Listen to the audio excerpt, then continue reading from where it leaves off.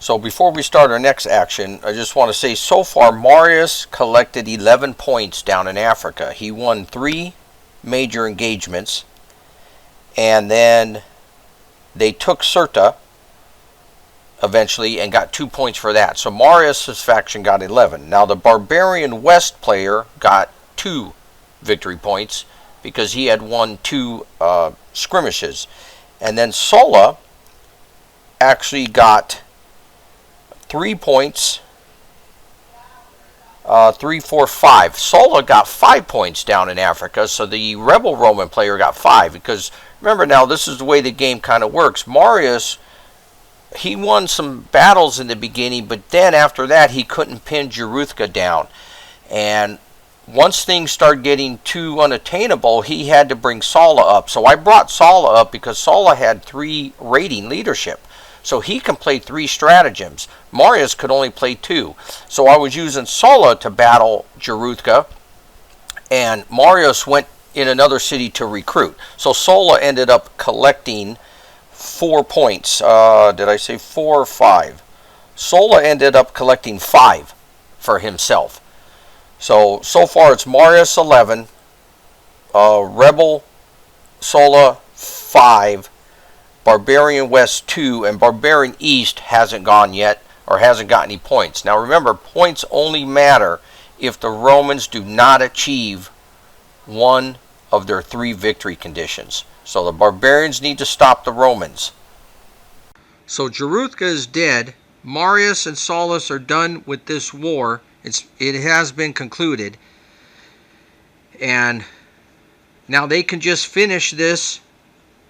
What their goal is now is they go back to Rome and they wait in Rome. And it gives you a little chance to work with fleets and to move fleets around. You still have to expend military stratagems. And you got to deal with Capeo now with the loyal forces stratagem. So, and then they're going to convert Cirta to a Roman city. So that's the end of this war. The second war that starts now is we take these units that have this looking picture on the back. They start in Lugdunum. Now this starts our second event of it's a barbarian migration, and this is just to help us get acclimated with the game still. And the forces I have written down in my scenario book of what they are. And basically, remember, the work here for the barbarians is they have no city. They can't recruit. They can't go in and get automatic supply. So they're going to run around until they die, and you're going to see how that works. And again, I've been through it, and it happens. I mean, so their goal is they have to travel to Massilia. That's all they do, and they try to take Massilia.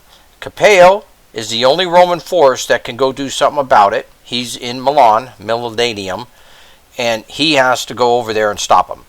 Marius and Sulla is moving from, going to capture Cirta, get rid of the Tan Civis, the client Civis there, and then they travel to Rome, and they wait until the Cimbri event starts. And we are in June 106 BC, and we will continue using that date. And then you can see here in 105, we have, the Cimbri War coming on. So we will conduct this situation. The only thing different we did here is the Romans are going to have a engineer with them. So we'll see how an engineer helps on besieging the city. It's the Romans' turn. We advance the monthly marker. So the first thing we do is stratagems once again. And the Marius faction gets 1 for every 5 major capitals. They have Massilia now. They have Rome, Neapolis, Syracuse, and Utica. So it's still only 1 through 5. 1 through 5 you get 1 stratagem. So he gets 1 for that. And since Marius's faction has a civis unit, I make sure I haven't been detailing that. It's not just control Rome. You have to have a civis unit in Rome that you own. You get another one. So they still get 2 stratagems to pick. So that's the two we picked. We have 4 stratagems available. Now, recruiting segment is next, and even though there's some Romans to recruit, I decided not to because I don't want to recruit them down in Africa because Marius and Sulla are still the only ones that can do the recruiting as of yet. Capello can't start recruiting until he's activated, and he doesn't become activated until the barbarians move. And I have this written down in my scenario, Pax Romana scenario instructions. Go ahead and keep this force here, and I'm going to sell Marius back home. Let's try to move that one. 6. He gets it, and it's a winner, which a winner result also, which we don't have anything going on in winner. So this one can move 20, and it's 20 hexes, and we'll go to Hippo. So that's it for the Roman movement, and there's no combat, and so we get all the expended stratagems back in the available box, and for supply we don't have any problems because everybody's in automatic supply. So it's the barbarian's turn, and now the stratagem for the barbarian is he don't have any, because under rule 5.52, under their example, they say that a chief or a legate, even though they've been risen to leadership, they don't have that prowess and that great honor of troops really following into battle because they haven't done anything yet. So in order to get a stratagem, the only way to get it is they have to win a battle. But also, as I stated in the rules, that with the barbarians can take Massilia, that's a major city, so he would get one stratagem for that. But so he don't have any, so there's no stratagem, no recruiting, so it's movement. And basically, we're just going to move. He's going to move on a road and a path, though. March table for a 3, road or path, says M1A. So he does have an artrition, but he can remove an extra space. So his slowest unit is a 3. It means he can go 4. 1, 2, 3, 4. He makes it to there, but now he loses one. I guess we'll take off the missile guy. So we take off the missile guy there.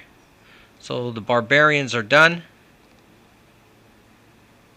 And it's the Romans. Now, I've already played some of these scenarios already, and so what I'm finding out is when the winter comes, you can really start losing your troops. So since it's 2 more months and we get into winter, Capello, I'm not going to move out. He's going to sit tight for the winter. But we're going to continue down here, so let's start with stratagems. And we have 2 again that we can pick. We'll take a political and a military. Now I put the purple ones in here just to be used for this barbarian force. So the Romans now can recruit. And now, I already said on the first turn that I wasn't going to recruit down here, but since I do have the fleet there and leaders travel for free, I'm allowed to take 10 strength points. So I'm going to recruit an auxiliary just to start recruiting now, because I might as well since the fleet's there. And let's move. We're going to take this ship, spend a military stratagem. 2 says he's good, and winter. So he does succeed. It's 20 to Rome. And Marius and our auxiliary makes it to Rome. And they'll go inside also. And we're going to try this ship. 5. 5 says O and F. If a force is performing force march, he's not. So this one does make it to Hippo. I'm just getting ready for Sulla here. Sulla. So what we got here is normally in a game the Romans can make a tribute against this civis unit. In other words, try to get it to change sides, which is a lot better than trying to assault a city. And since we're not using tribute yet, I just converted the civis to a Roman civis unit. We didn't go through all this blockade because that could take a few turns. So Cirta does belong to the Romans. Now, the barbarians moved on the first turn and lost a guy. They're right next to Massilia. I'm just going to try something here and choose not to move this turn. If I don't move, I'm going to take chances on just losing that supply and not in movement. And I think just having that force there may, do enough to scare the Romans right now. We'll see. So I'm not moving the barbarians. We are now in winter. Stratagems. Let's pick 2. Military and political. Recruit. Let's spend 1 political. And recruit a legion for Marius. Let's go with, we're going to make a rule. Okay, now, no Roman is allowed to enter Rome with their legions. Against the rule. So this fleet goes back to Brundisium with Marius. Marius recruits right there, spends a political point, and we recruit a legion there. Now let's move. Let's move the boat back to Hippo. See what we get at a 2. And they do, it is winter. It is winter time. You know what? Sorry, we're not moving anything in winter. It kills you. And they sit there. They're in supply. Everybody else stays in supply. Because Marius is under that city. Nothing else moved. So, end of stratagems. Go back to the available box. And that's it. So, the barbarians' turn.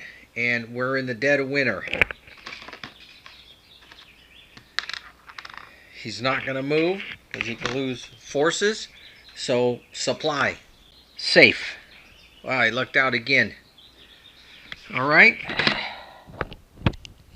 We just moved to the next, the last winter number 2 they call it, before we start a new year. Now in 105, we have the Cimbri War is going to start.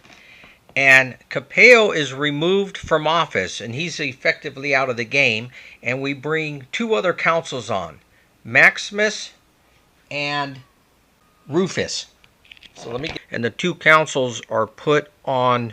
One starts in Mityleneum, one starts in Rome. They're the 2 new consuls. Capeo has been relieved. He only lasted the year. And 3 barbarians and the chief start right here at Ratai in this tribal center, and we follow the tribal center mobilization rules. This has a tribal mobilization of 3 for this quick scenario. Again, it's just introducing the roles slowly until we start flowing the game and there's no more set stops. So this next event, remember I'm throwing my own events in the game here to keep the game moving down a certain direction. But we're adding another rule here. We're adding barbarians, that you can still see the barbarian force going to Massilia is still there. That hasn't stopped. And the new barbarian force comes out of Ratai. It's a tribal center, the triangle there. The tribal centers have their own set of rules now. Barbarians can recruit now out of tribal centers or cities. Now, they don't own a city, they own a tribal center, and there's certain rules of that.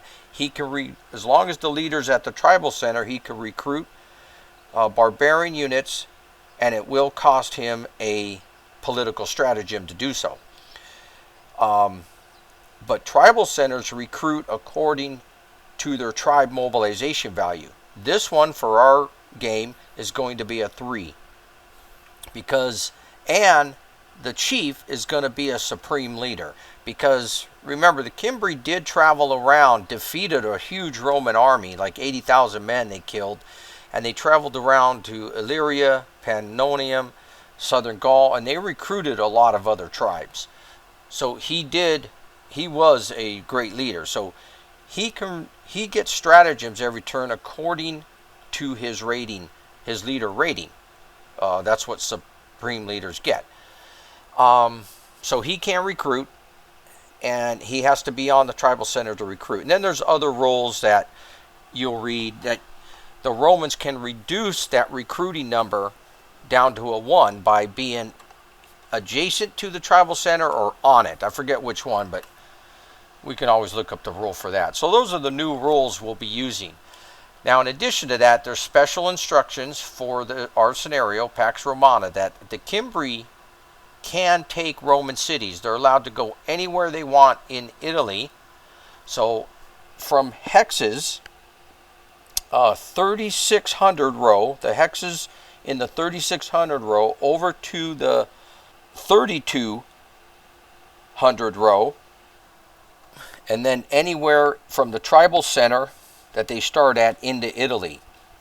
Now, this is the West Barbarian controlling these two tribes, both these tribes here, the tribal center one, the Cimbri, and the one from Latium. And he will collect 10 city points for any city he takes that is a Roman city. If he can take Rome, 20 points. Now remember, in 105 BC, this event takes place no matter what else has happened. That's why the Lognum force is still there.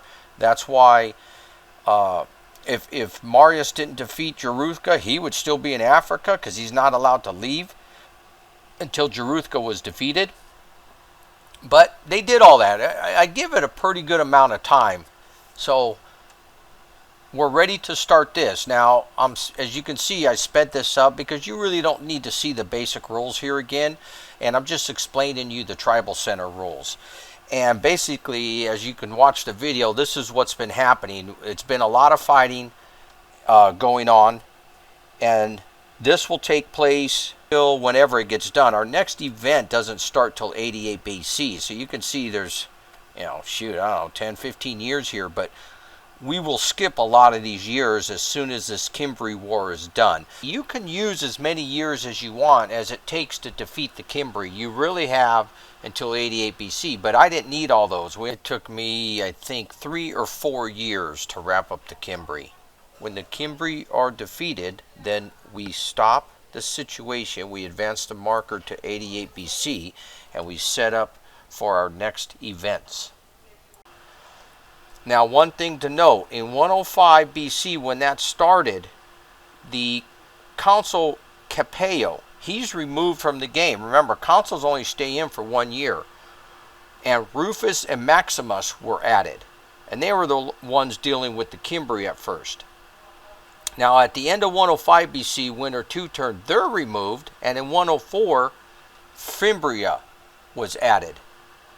And then at the end of 104, Fimbria's removed, and then I don't worry about any other councils unless you go to 100 BC. At that point, Flaccus comes on as council with Marius, and Marius in 100 becomes the supreme leader.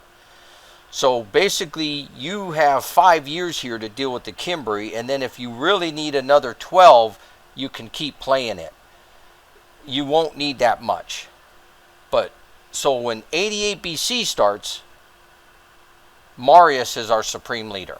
So, and these are all in the notes. They're all in the calendar here. And it's by this time, fighting these 3 basic scenarios where it's teaching us the rules, you should have a very good idea of how to play the game. Now, there are a couple rules I forgot and I didn't use, which we're going to start using now. And one of those rules is the supply rule, and that is you don't have to carry the impetus supply unit with you. You can leave it in a city guarded, and 2 hexes from that city you can have a force that's in supply from that supply source. So I wasn't doing that, so that's good to know because I keep rereading the rules. Now, if you're on a road, you can go up to 4 hexes out on a road and use that supply source. You don't have to carry the supply with you. If you're on a river, you have a supply source at one end of the river, you can go up 10 hexes up that river as long as you stay on that river and you're in supply. So traveling that way is pretty good. And I started doing that toward the end of this Cimbri War. I started using it when I found out. So that would be the end of this. Marius collected 2 more points, and that's all.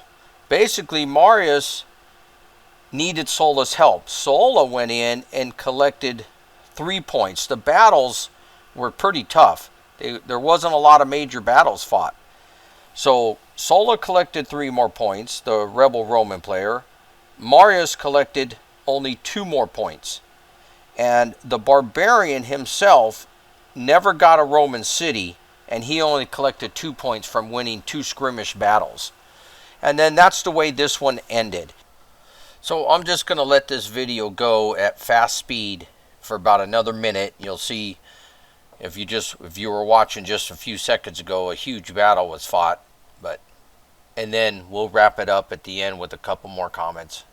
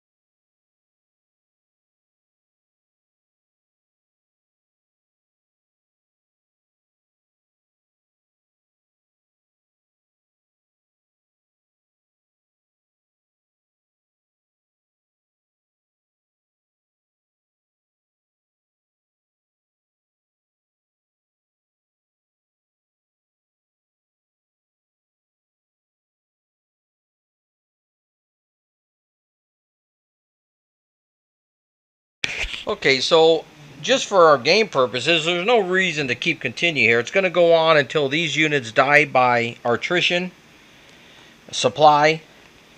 But that gave us a good look of how barbarians with tribal centers react compared to more civilized clients.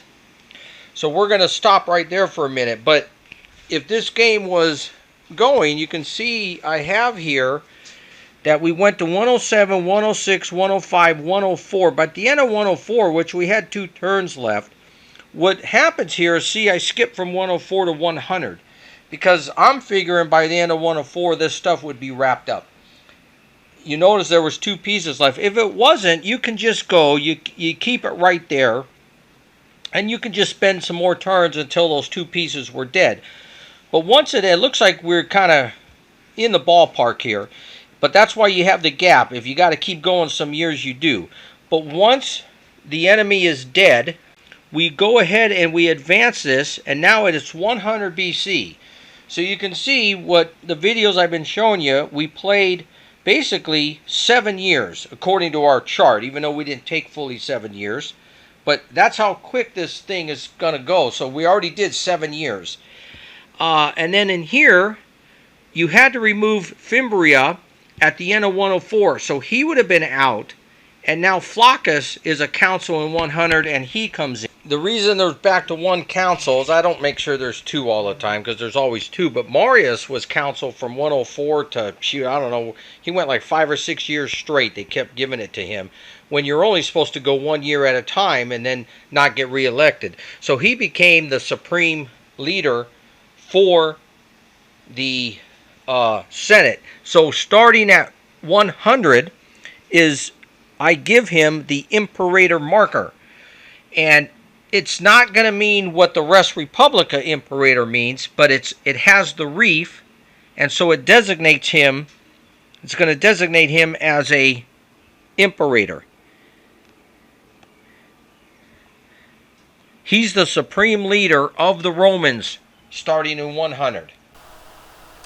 So in the next video that we will be starting, we will move the monthly marker to 88 BC, and now we will not have these stops and the breaks, and there's no more practicing. We're going to keep flowing through it, and we are going to still do our own events for a while. For example, in 88 BC, we're going to have our first Roman Civil War. Sulla was sent to the east. The Senate elected him as supreme leader. Marius didn't like it, and they got in a civil war. So now the rebel has a supreme leader, and the loyal has a supreme leader. The Eastern barbarian player is now in the game, and he has 2 client countries that he's going to be running around in Asia with. So that video will be coming up.